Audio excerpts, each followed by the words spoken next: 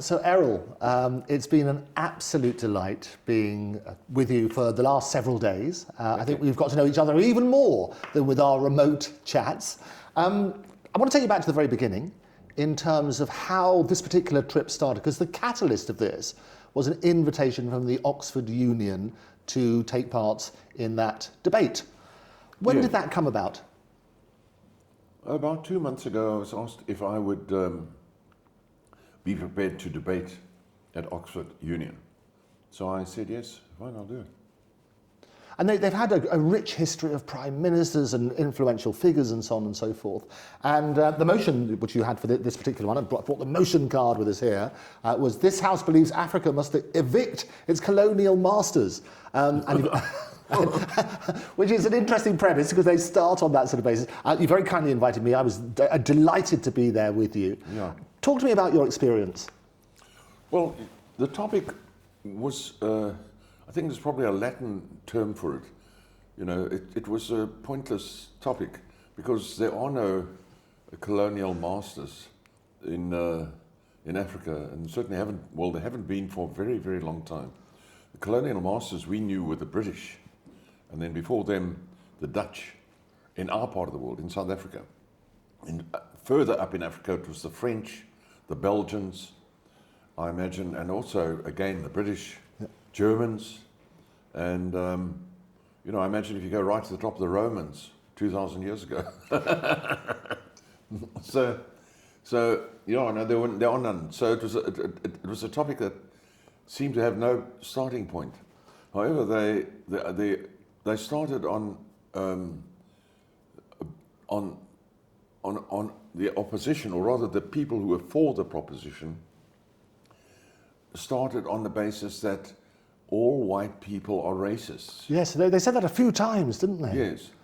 So I couldn't quite understand what they were getting at. Right. And there was nothing that you could really answer because it was really for the proposition side, actually nonsense. It was just utter nonsense.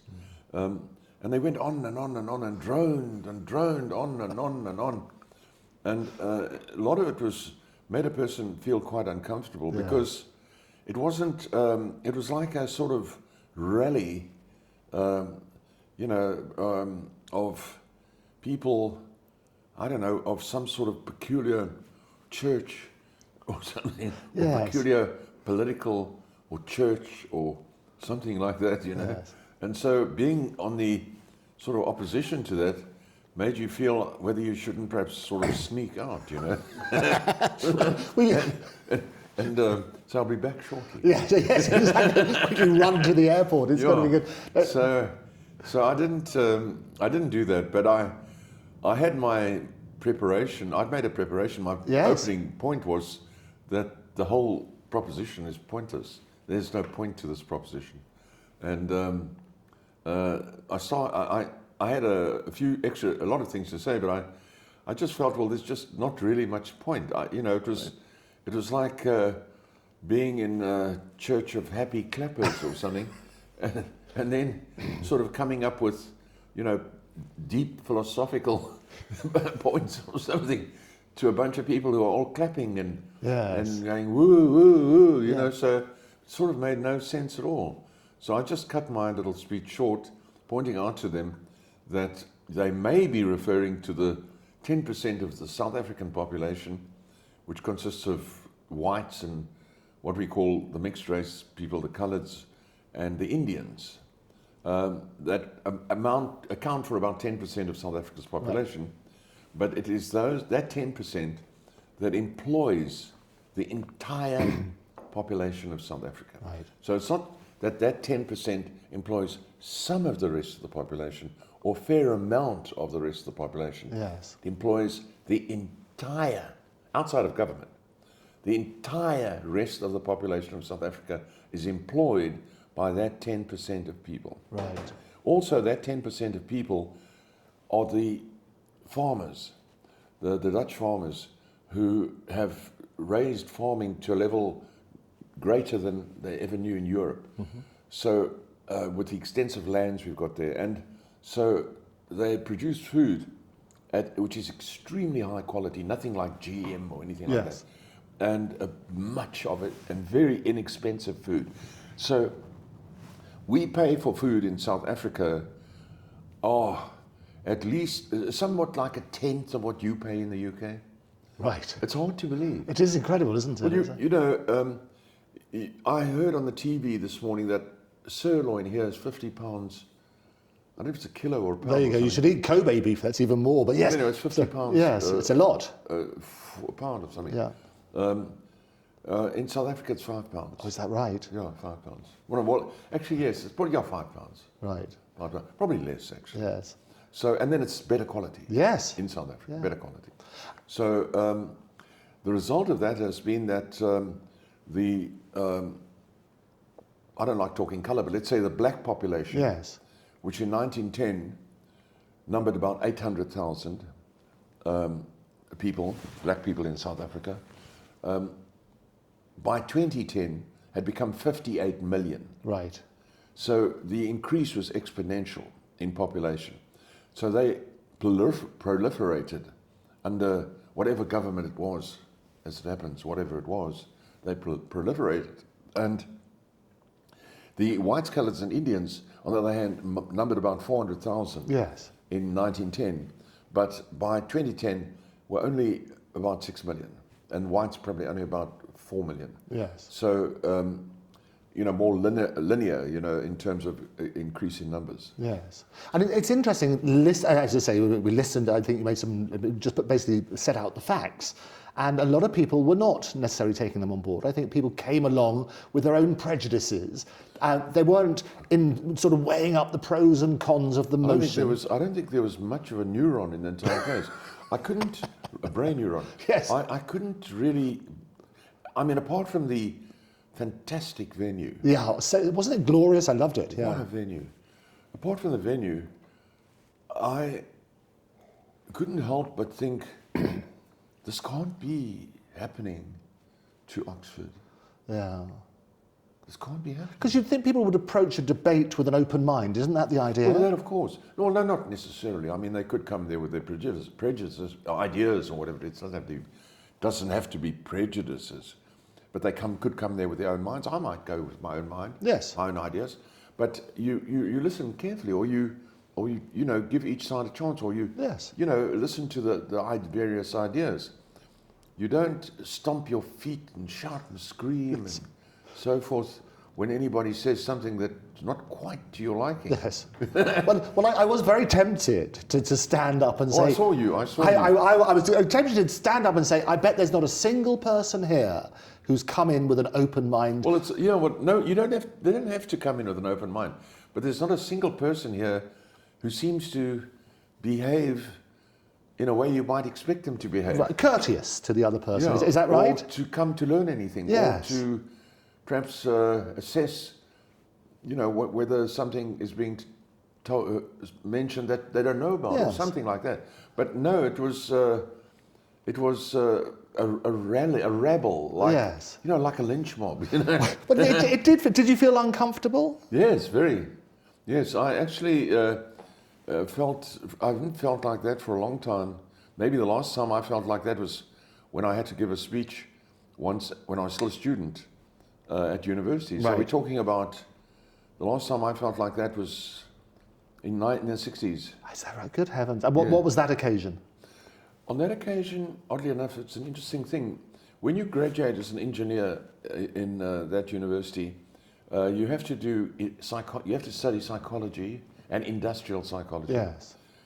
So that you're prepared. You can't just be a technical, Right. monkey or something. Yes. You have to be able to talk to people, and so you have to do psychology. You have to do industrial psychology, and you have to give a speech. Each Right. final year student has to prepare a speech, non-technical, Yes. about something. Yes. To the assembled class.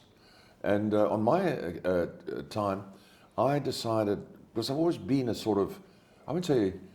I've always been interested in the interesting things. Yes. And I was at an Afrikaans-speaking university, and at that time, they were really lauding it, the Afrikaners. They were at the peak of their success. Right. And you know, and many, much of it deserved. I didn't agree with apartheid, but at any rate, so I decided that my topic at the speech would be, what is an Afrikaner? Okay. It's a very big debate, Yes. you know, because if, you know, in as much as, if I may say, if a person is slightly, I don't know what the right term is, but if you are slightly coloured, it's assumed, I notice Yes. in the press and everything, it's assumed you're black. Right. And with Afrikaans people, at that time, if you're only slightly English, it doesn't matter if 99 or 98% of you is Dutch, Right. but you're 2% English, Yes. you're English. Right. You Okay. see. Yes. So it's quite difficult, really. Right. And quite weird. It's changed a lot. Yes. But they were very deeply, I suppose you call it again, prejudiced, you know, against the English. But at any rate, so my topic was, what are Afrikaners? What is an Afrikaner? Okay. Whoa. So many people came that instead of having this talk to my fellow students, which Yes. is the About normal engineering. Yes. Okay. thing, we had to move to the biggest hall at the university. Oh, fantastic. How big was it? How big was the hall? Oh, the biggest hall at the university. Yeah. At the time, what they called the Letterengebouw, which is the library building or something like that. But it's a very big hall. 100 people, 200, Oh, 300? no, 1,000? 600. 600 people, okay. Oh, yeah, Right. 600 people easily. So that hall was crammed full, and where people could stand, Yes. they were standing, you know. Very So good. seats were taken and Yes. the rest were standing. And I was up on this very high stage and I gave my talk. But what I did was you know, somewhat cowardly, I suppose, I chose 3 famous people Yes. who had commented on the Afrikaners positively, and 3 famous people who had commented on them negatively. Okay. And so one of the people that had commented positively on the Afrikaans people was Winston Churchill. Right. So he was one of the people. He greatly admired the Afrikaans people. So much so, as you know, that he even established the so-called commandos during the war, named after the Afrikaans commando. Yes. you know. Yes. So, I gave the speech. I thought it went down quite well. It's like taking me off the hot. Right. But eventually, I was finished. There was no clapping, big murmuring, and then one tall, goofy-looking guy stood up and said, "We don't," in Afrikaans. Yes. "We don't want to know what they think. We want to know what you think." Oh, right. So anyway, it was very. This was a sort of, let's get him. You know, let's get him. Let's punch him. Let's climb up there and pull him down and punch him. Really, you know. So, so 600 people. Okay. Well, I mean, 600. But the atmosphere was tense. Not good. Right. You know, these are people who were still mourning the loss of people in the Boer War. I understand the hurt. Who saw their uncles and fathers die in awful in Ceylon. Awful, yeah. And Saint Helena, never to see their country again. So, what was your answer then to that question? Well, I was rescued. The dean of the faculty, yes, very famous, actually Afrikaans, but German extraction Afrikaans, Hyman. Very well-known guy in the technical world because he had several published papers on high-tension transmissions. But anyway, he stopped everybody. Right. Very tall man as well. Yes. Very imposing man. Scary sort of guy. Yes. And he said in Afrikaans, wait. He said, "I want to tell you something. I want to tell all of you something." Yes. And so, of course, they're a bit frightened of him. So they calmed down. So he was in his white lab coat. Yes. You know. And he said, when I finished my studies, you know, everybody wanted to know something about this guy. It's about the first time he ever spoke about himself. Right. He was like one of those, oh my God, you know, people, you know. And so he started talking about, he said, when I finished my studies, you know, and everybody was like completely hooked now, you know, I decided I was going to go back to Holland to see or Germany or Holland or something, to see my ancestors' home. So he spoke about Holland. So although I say his name he had a German name, Heyman, you know. Okay. But anyway, he said he went back to Holland to see his ancestors, perhaps on his mother's side or something. And in those days, you took a ship, Yes. you know. So he got on the ship and left Cape Town, and they went on the ship all the way. And then he got to Rotterdam, Right. with the first stop. And he told the crowd, they're all listening because they were desperate to know all about this extraordinarily strange professor, you know.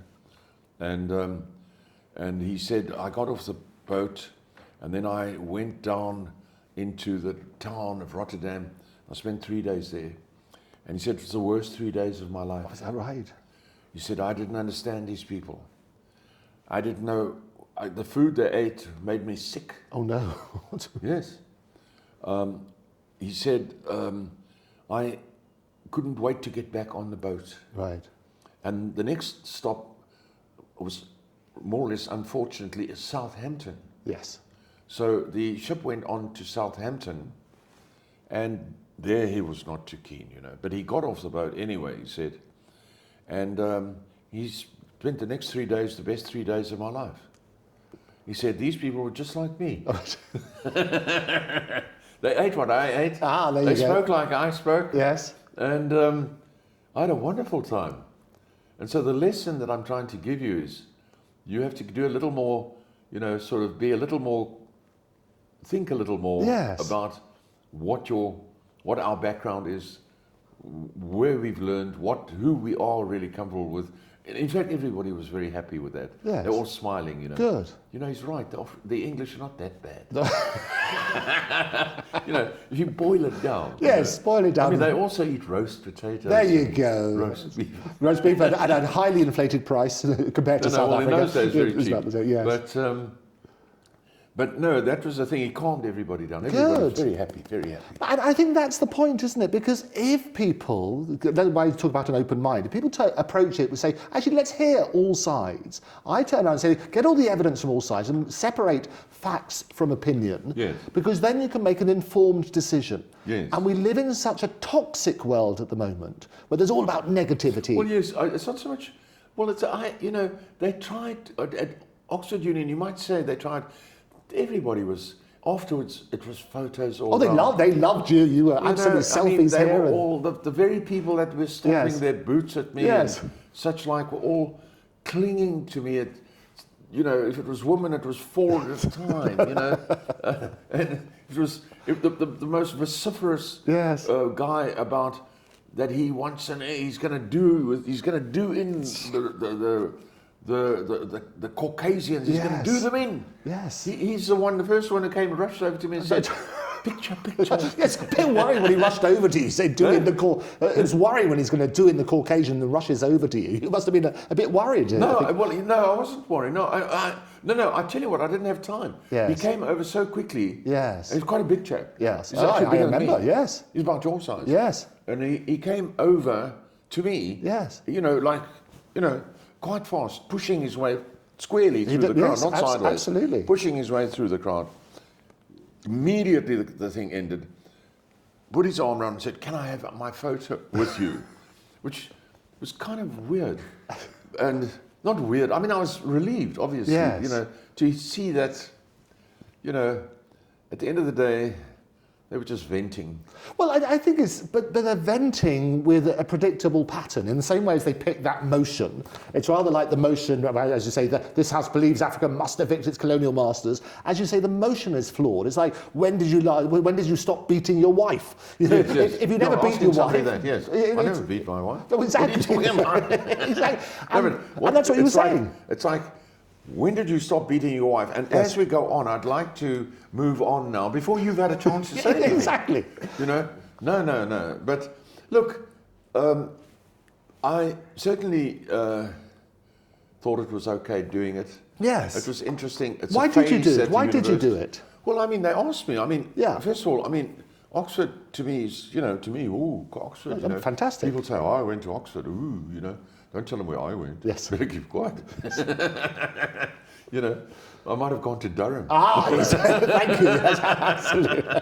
You know, so you know, you keep quiet. But you know, obviously, it's an august sort of. Oh, absolutely, setting, and it panders to that because and you sent me the correspondence. They send you this wonderful list of people who have presented to the union, and it's really phenomenal. Yes, it is. A month ago exactly, 4 weeks ago, Yes. I spoke to about 600 students at Right. Stanford University Yes. in California. How was that? Completely the opposite. Okay. Completely the opposite.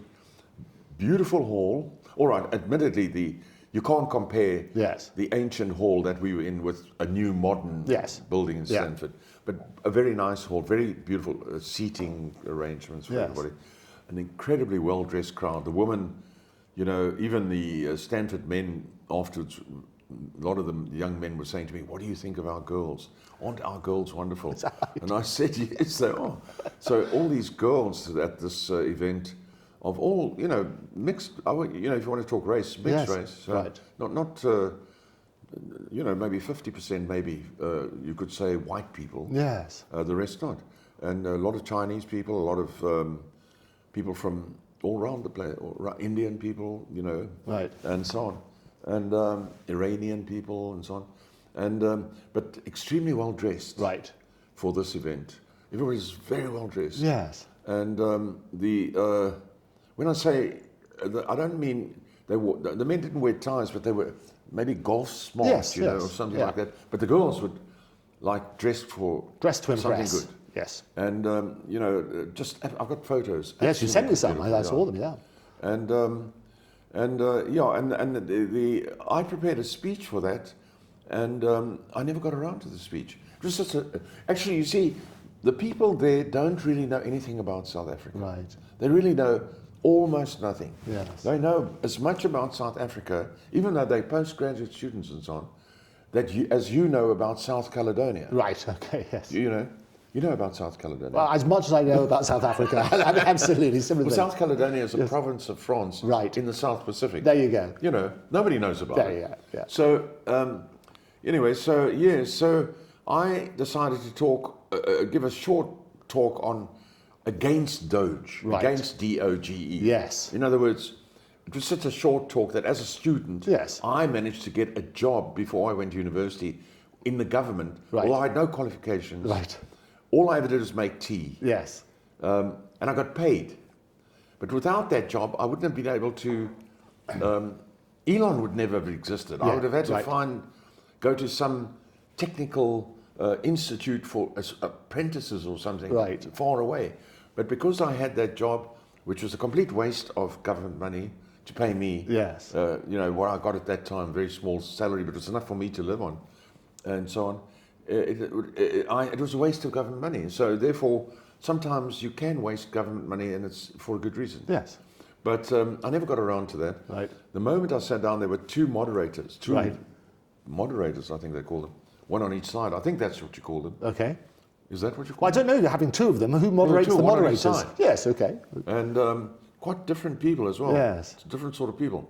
And they just came at me right away. Oh, really? Yeah, with questions. Oh, I see, okay. Question.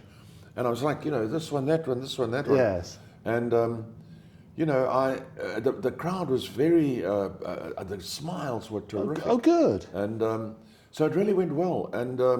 And then we went over to the crowd for questioning. It wasn't a Yes. debate. Right. And then the hall was supposedly, it was from 7 to 9. And so the organizers or the hall owners or something, said, look, it's closing time now. We need to go home, Yes. to our families.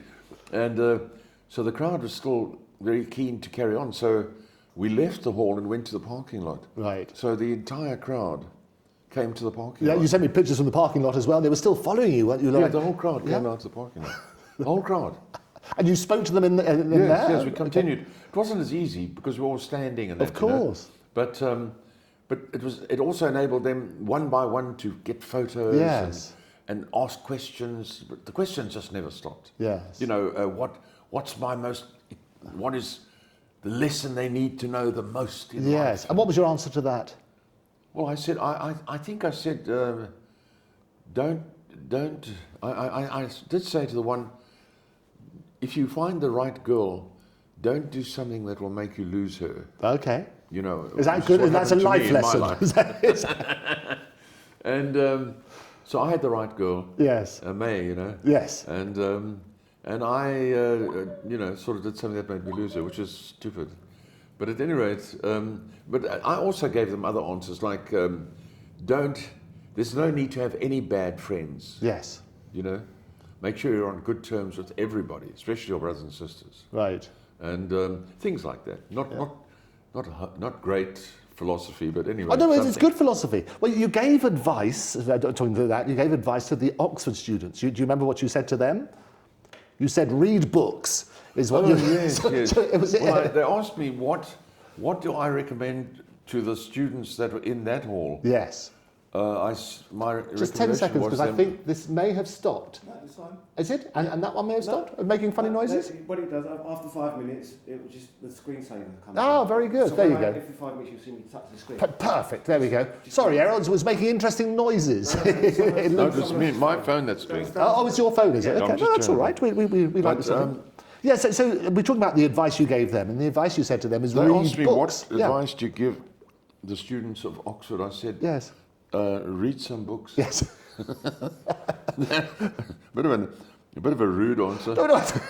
Well, I think you were entitled to. I mean, did you? I felt they were wonderful people to talk to. I had an opportunity to speak to them over the black tie dinner, which was glorious. And some really brilliant characters. I'm sure the world is going to be interesting. I was just, I'd say, disappointed is what I would say about the level of openness, if you like. So that's what I like with a debate. And sometimes what we do as barristers, you have to argue the opposite of what you might think.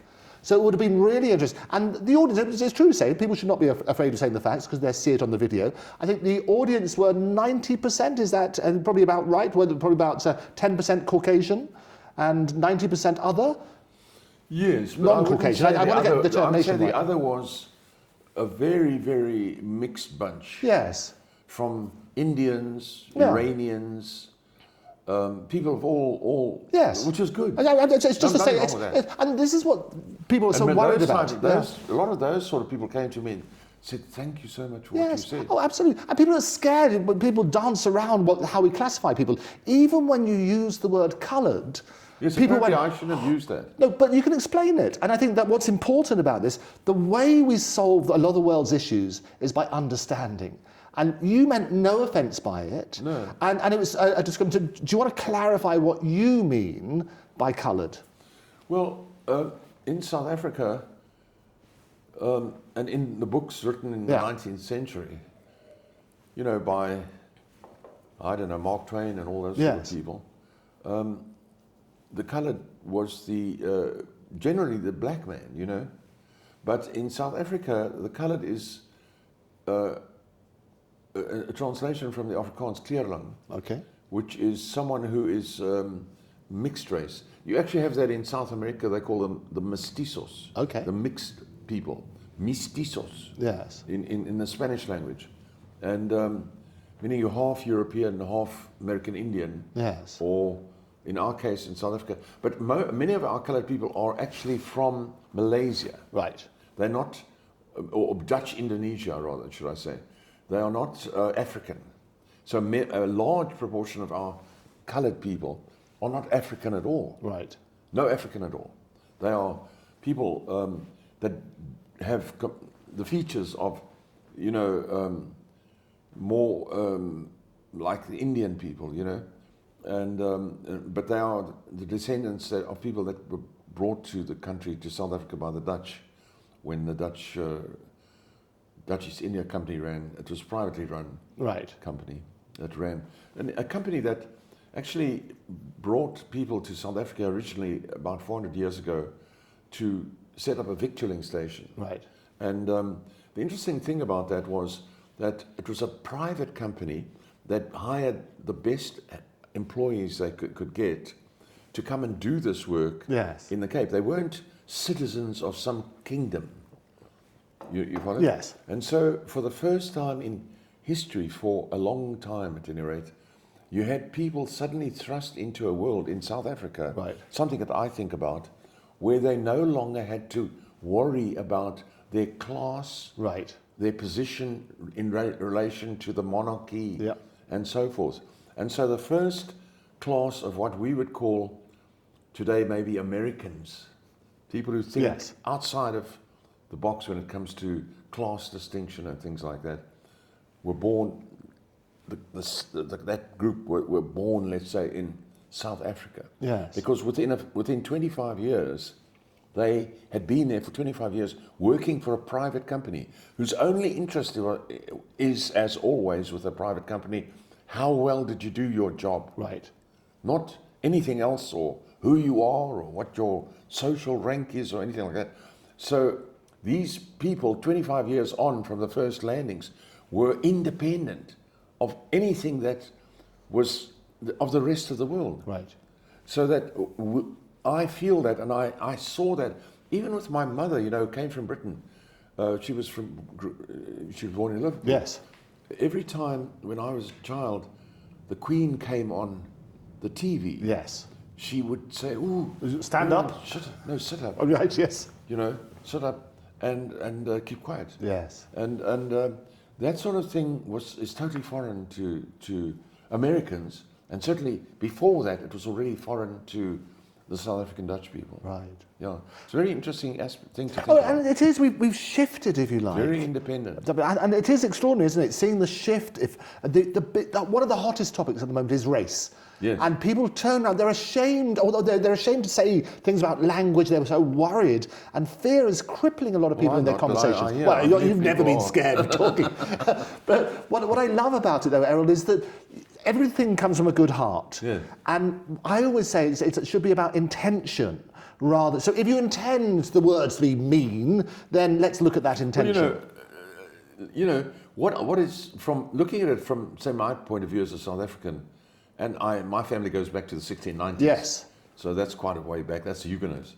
But looking as a South African, it's kind of strange that it was the British who imposed class structures. Yes.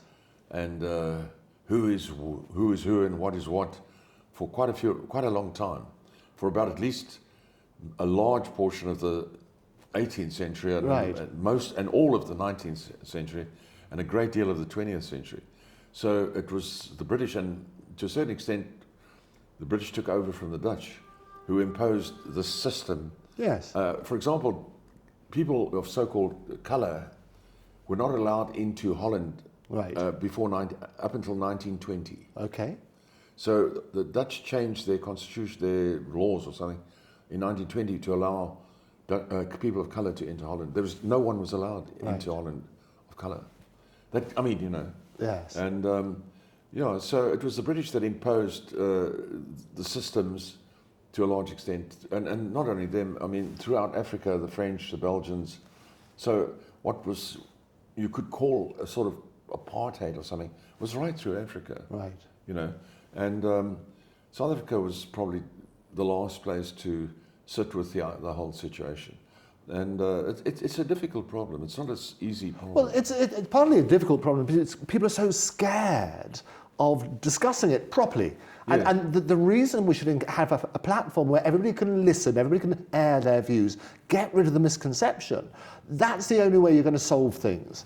And I think the problem is this, Errol, is that people are so quick to put a label on something. So it's not, I would say it's not, for example, racist to be concerned about immigration.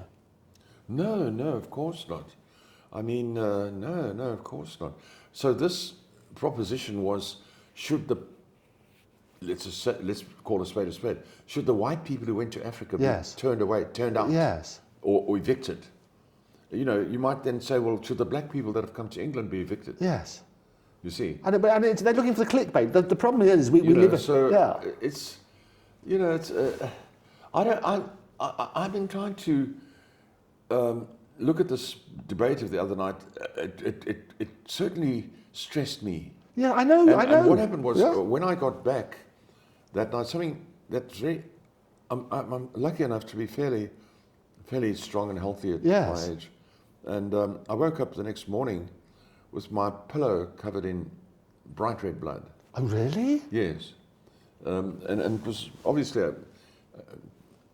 a half a cup or 3/4 cup, maybe a cup of blood. The pillow had to be destroyed. Wow. Because a vein in my an arterial vein, I would imagine, in my brain ruptured last night.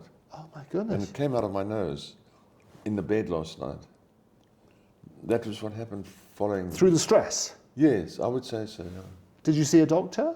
No, I feel all right.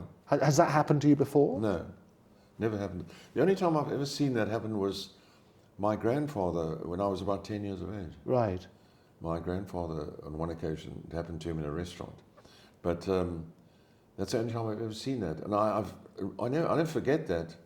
You know, he was sitting with us at a table, and suddenly he tried to get up. Yes. He was only about 64, 65. Yes. And he tried to get up to say, I need to, you know, Yes. leave the table. But in the process of getting up, he fell back, the wall behind him, and suddenly it blew out of his nose and onto the wall. Good heavens. Well, you know, it's what happens.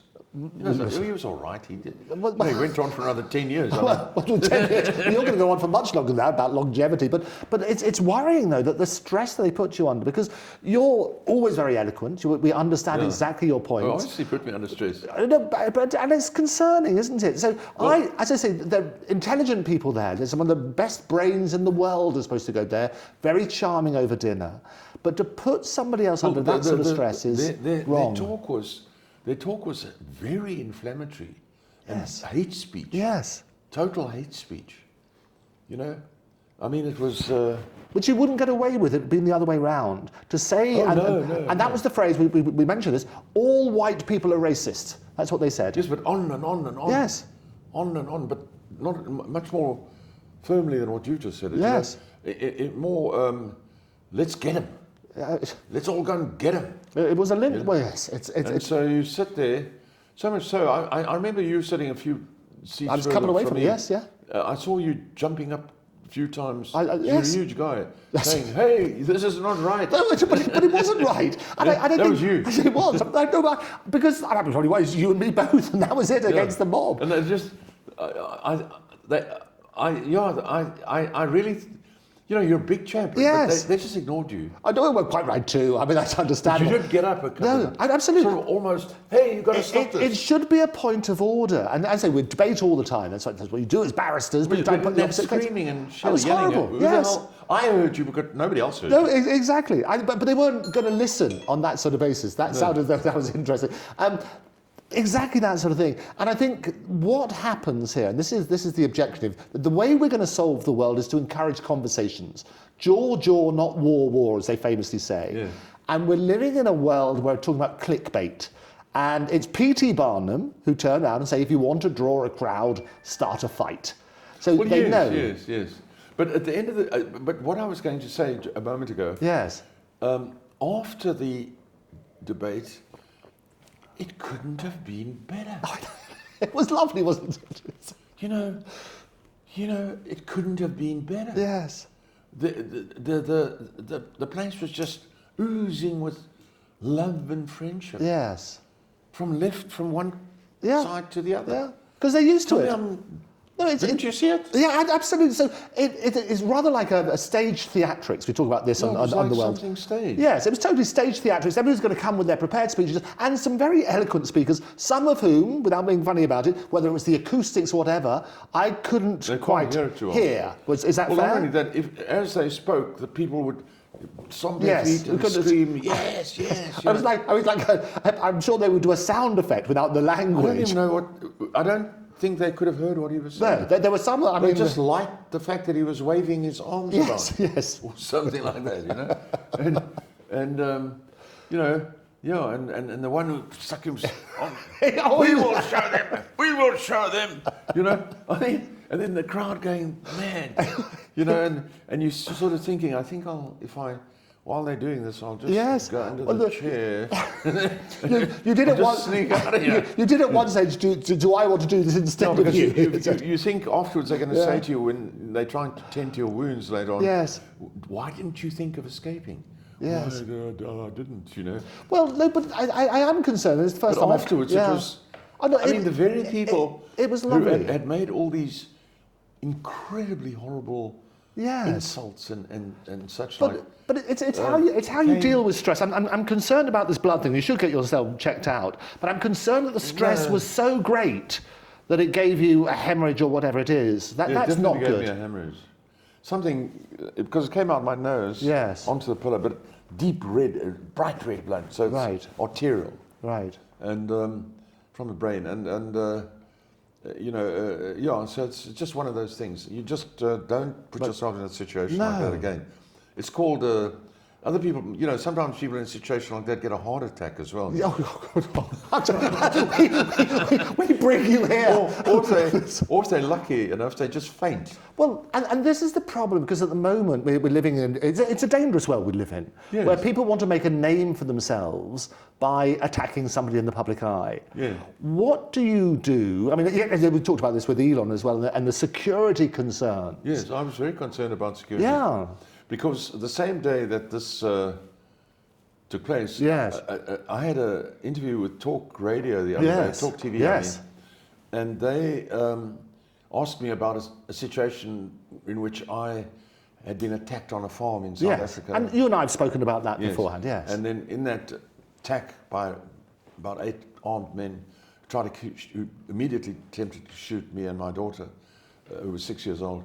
I actually was armed, as I always have to be in South Africa, and I killed 3 of them. Yes. So the headline on Saturday in the Times, I think It was I saw the Express, I saw the Yes. article, yes. was Errol Musk charged with murder of 3, and so some hero could have, on the same day that it was on Thursday rather. Yes. That some hero could have thought, well, I'm going to shoot Errol Musk tonight. Yeah, and that's my concern. And I actually clarified that. I was on that very channel on Talk TV. It was on Kevin O'Sullivan's show, and it's a story that you and I have spoken about beforehand, which happens a lot in South Africa, where people break in, and it's either your life or theirs at that stage. Oh yes. So remind me of that story, because that you were with your very young daughter. I think she was about 6 at the time. Yes, she was 6. Yeah, we went over to a house that I had on a farm, 2 houses I had on this particular farm. I rented the houses out, and it's houses we'd once lived in. It was a horse stud. Yes. And previously, and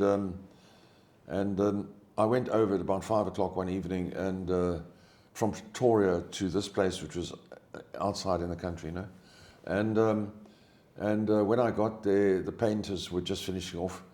We fortunately put all the lights on. That helped me a great deal, because it was March, so it was sort of dusk, So we put all the lights on to look at the paint work, also some of the outside lights, and then the painters went, and then my daughter, we used to live there. She said she wants to have a bath. She's 6 years old. Yes. I said, okay, fine. So we had hot water, so I was running a bath for her in the main bedroom. And I always carry a revolver, and I put it on a shelf out of sight of her. And then I heard some noise or something. I can't remember what made me do it, but I remember I heard something, and I walked up to the lounge, which was up along curved passage. It was a big ranch house, and there were about 7 or 8 black men in the with all the lights on. I could see clearly, and I immediately thought that I thought, are they looking to rent? Because the one in the front actually had a black jacket on and a black tie and a white shirt, sort of more like dressed, I noticed him. I didn't really notice the others that much. I noticed him, I remember seeing him. And he looked at me with a big smile, and I had an electric fence going around, which I'd actually built around the whole property. It's 2 meter high electric fence. And it did occur to me, how did you get through the fence? How did they get through the fence? That occurred to me, I think so, in split seconds, you could say. And then this man raised his left arm with a black jacket, black hand. I didn't see what he had in his hand. I just saw sparks coming from his hand, sparks. Right. Like a firework, Yes. heading in my direction. And I must have ducked or moved or something, but the bullet missed me. Right. I went into a glass door that was leading out onto a patio behind me, and brought that crashing down. It wasn't armor plate; it was 76mm glass, and that came crashing down. And then, of course, I reacted. I quite remember running down the passage. I remember grabbing my gun, and I remember heading back to the passage. And as they came down the passage, I don't remember any sounds or anything. Right. And I remember the shooting then that took place. And the gun was quite a powerful gun, wasn't it? Would you talk to me about the gun? What gun? The gun that you had. Well, they fired, the police picked up 52 shells. Yeah, 52. Okay. 52 From them. 9mm shells. Right. That they fired at me and my daughter. Yes. 52. Well, my daughter got out of the bath. Yes. And she came and stood with me, and I said, no, get behind the bathroom door. Yes. But the house was full of bullet holes. Yes. I don't know what they were shooting at, but certainly one of them shot at me. It would have hit me in the chest. Right. Right here. Yeah.